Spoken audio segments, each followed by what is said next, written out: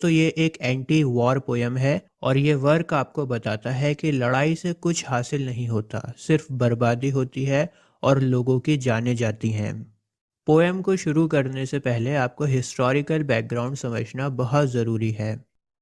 ये poem battle of ब्लैनिम पर based है और क्योंकि ये पोयम बैटल ऑफ ब्लैनिम पर बेस्ड है, इसी वजह से इसका नाम है आफ्टर ब्लैनिम। आफ्टर ब्लैनिम मतलब ब्लैनिम की जो लड़ाई हुई थी उसका आउटकम क्या आया था, कितने लोगों की जान गई थी, कितनी बर्बादी हुई थी या क्या फ़ायदा हुआ था उसका।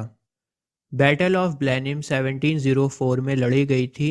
एक तरफ इंग्लैंड, स्कॉटलैंड, ऑस्ट्रिया जैसे देश खड़े थे और सामने था फ्रांस, और इस लड़ाई में फ्रांस हार गया था। चलिए मैं पोयम को शुरू करता हूँ और बहुत ही आसान लैंग्वेज में आपको पूरी पोयम समझाता हूँ। गर्मियों की एक शाम थी।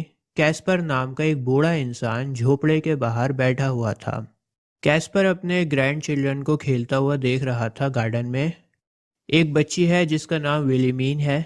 इस नाम की प्रोनाउंसिएशन विलिमीन ही होगी, तो एक का नाम तो विलिमीन है और दूसरे का नाम है पीटरकिन। दोनों बच्चे मज़े से गार्डन में खेल रहे होते हैं।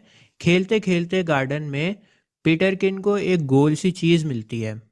पीटरकिन को समझ में नहीं आता कि ये गोल सी चीज़ क्या है, तो वो अपने ग्रैंडफादर कैस्पर के पास में जाता है और उनसे पूछता है कि ये क्या है। दोस्तों, पीटरकिन को एक इंसान का स्कल मिला था, खोपड़ा मिला था पड़ा हुआ। बूढ़ा कैस्पर उस खोपड़े को पीटरकिन के हाथ से ले लेता है और खड़ा होकर एक आह भरता है। आह भरने के बाद बूढ़ा कैस्पर कहता है, बेटा ये किसी इंसान का स्कल है, किसी बेचारे इंसान का स्कल है जो द ग्रेट विक्ट्री में मर गया होगा।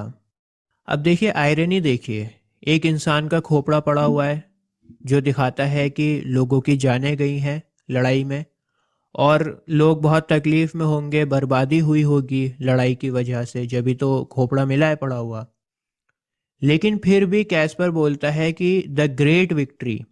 कैस्पर खुद अंदर से खुश नहीं है।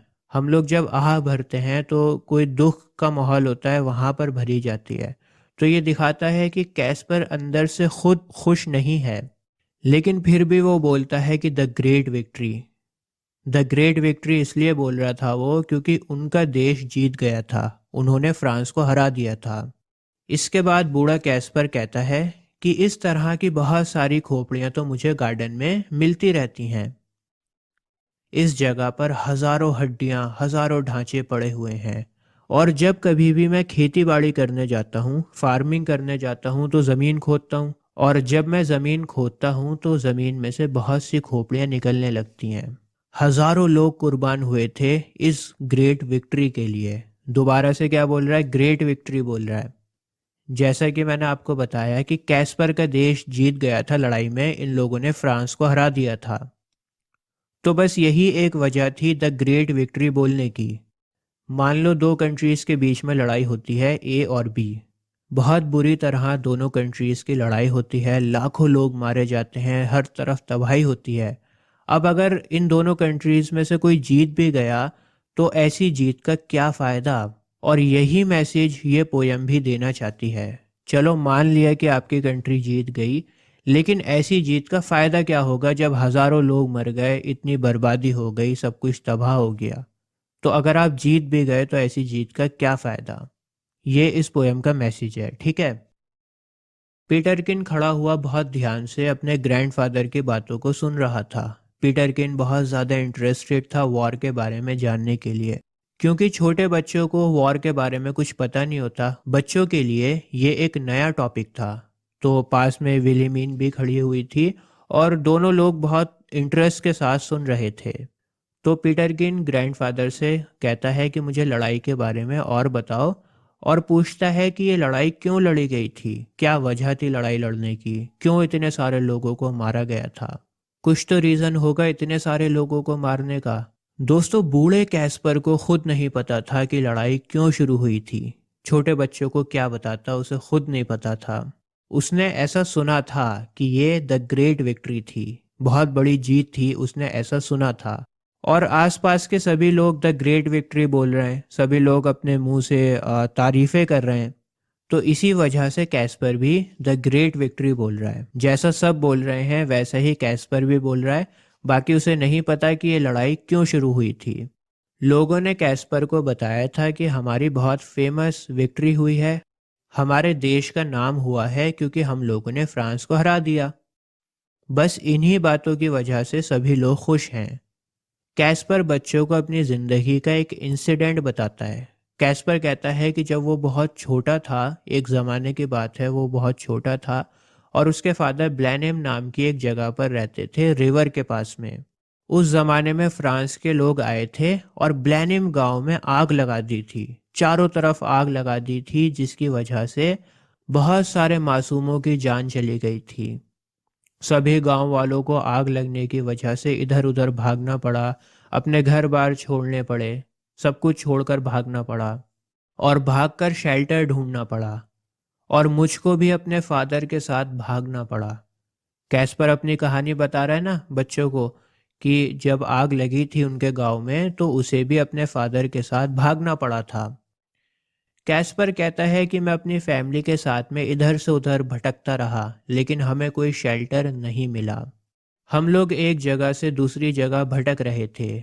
तो ये एक इंसिडेंट था कैस्पर की लाइफ का जो उसने बच्चों को सुनाया था। उसके बाद कैस्पर दोबारा से द ग्रेट विक्ट्री के बारे में बोलने लगता है कि हजारों लोगों की जानें गई थीं, बहुत सारी प्रेग्नेंट औरतें भी मरी थीं, हजारों लोगों ने कुर्बानी दी थी और यहाँ तक कि जो न्यू बॉर्न बच्चे थे, न्यू बॉर्न बेबीज थे, उनको भी मारा गया था।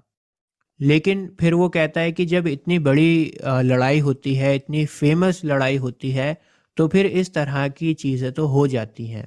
दोस्तों, कैस्पर किसी तरह से प्रूफ करने की कोशिश कर रहा है कि वो लड़ाई सही थी और हमारी जीत हुई थी, द ग्रेट विक्ट्री हुई थी हमारी और हमें खुशी मनानी चाहिए। लेकिन ये बात तो कैस्पर भी जानता था कि वो अंदर से खुश नहीं है। उसके अल्फाज भले ही कुछ और हों लेकिन उसकी फीलिंग्स और उसके वर्ड्स एक दूसरे से मैच नहीं कर रहे। इसके बाद कैस्पर बताता है कि जब हम लोग वॉर को जीते थे तो पूरी ज़मीन खून से संधी हुई थी।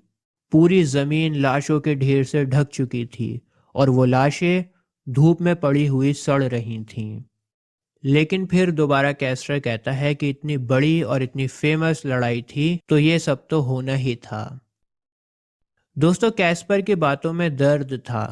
वो बोल रहा है कि बॉडीज पड़ी हुई थी, सड़ रही थी बॉडीज और ज़मीन खून से लथपथ थी। इस तरह की बातें बोल रहा है, इट मीन्स उसके अंदर दर्द है। लेकिन फिर भी आखिर में वो कहता है कि जो विक्ट्री थी वो बहुत ही ग्रेट थी, बहुत ही फेमस थी और जब विक्ट्री ग्रेट थी तो ये सब तो होना ही था। दोस्तों, ड्यूक ऑफ मार्लबरो ने प्रिंस ऑगिन की मदद के साथ फ्रांस को हराया था। ठीक है, विक्ट्री के पीछे इन दोनों का बहुत बड़ा रोल था। तो कैस्पर बच्चों से इन दोनों की तारीफें करता है, बच्चों को बताता है कि इनकी वजह से हम लोग जीते हैं और सारा ज़माना इनकी तारीफें करता है। बच्चे क्या होते हैं, बहुत मासूम होते हैं, दिल के साफ होते हैं। तो बच्चे बहुत ध्यान से सुन रहे थे और वेलिमीन सवाल करती है कैस्पर से कि ग्रैंडफादर, ऐसा कैसे हो सकता है? इन लोगों की वजह से इतने सारे लोग अपनी जान गंवा चुके हैं, इनकी वजह से ही इतनी बड़ी तबाही हुई है, इतनी बड़ी बर्बादी हुई है, तो फिर ऐसे लोगों की कौन तारीफ कर सकता है? कैस्पर के पास इस सवाल का कोई भी जवाब नहीं था। हर बार की तरह वो बोलता है कि बेटा, मेरी छोटी बेटी, ये सब इतनी फेमस विक्ट्री में होता रहता है। सभी लोगों ने ड्यूक की बहुत तारीफें करी हैं और इन्हीं की वजह से हम लोग जीते थे। लेकिन इस बार पीटरकिन सवाल करता है। पीटरकिन कहता है, वो सब तो ठीक है, हम जीत गए, लेकिन आखिर में हमें क्या मिला? जीत तो हम गए लेकिन आखिर में क्या मिला हमें? कैस्पर के पास इस सवाल का कोई भी जवाब नहीं था और वो हमेशा की तरह बोलता है कि मुझे नहीं पता कि हमें क्या मिला, हमने क्या खोया। ये लड़ाई क्यों शुरू की गई थी मुझे नहीं पता, लेकिन हाँ, मैं इतना ज़रूर कह सकता हूँ कि यह बहुत ही फेमस विक्ट्री थी। दोस्तों, ये पोयम मैंने आपको लाइन टू लाइन इसलिए नहीं पढ़ाई क्योंकि ये पोयम एक बैलेड है। अक्सर मैं लाइन टू लाइन पढ़ाता हूँ पोयम को, लेकिन बैलेड में क्या होता है, आपको एक कहानी सुनाई जाती है। पोयम को इस तरह से लिखा जाता है कि वो एक कहानी लगे। इसी वजह से मैंने सोचा कि आपको एक कहानी की तरह समझाता हूँ। उम्मीद है आपको पसंद आई होगी। और अगर आप आईसीएसई क्लास 10th के स्टूडेंट